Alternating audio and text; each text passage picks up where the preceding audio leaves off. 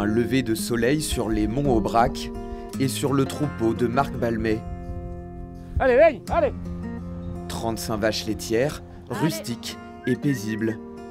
Toutes de race cimentale ou Aubrac, obligatoires pour bénéficier de l'AOP, fromage de l'Aïol.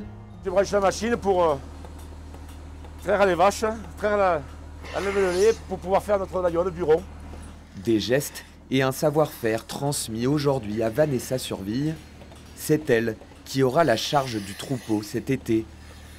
Ça fait vraiment plaisir de pouvoir bosser en extérieur, traire en extérieur avec des vaches assez cool. Bon, moi, ça fait que 2 jours, mais vraiment, non, il n'y a pas d'appréhension, c'est que du bonheur.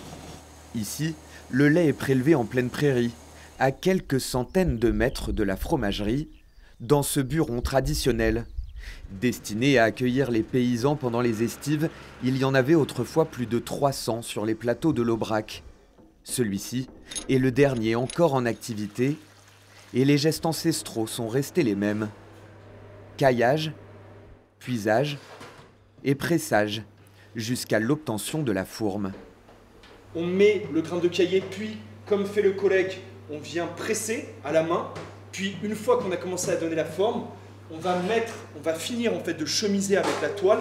On va mettre la petite assiette, mettre sous la presse et presser pendant encore 2 jours. Dans cette cave de 1850, les fourmes de l'Aïol vont s'affiner entre 4 et 24 mois.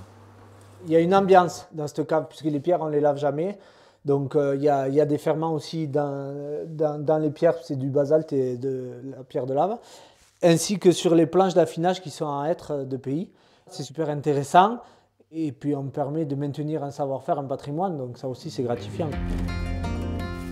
Cette année encore, 5 tonnes de l'Aïol seront élaborées entre les murs du buron de la Treille.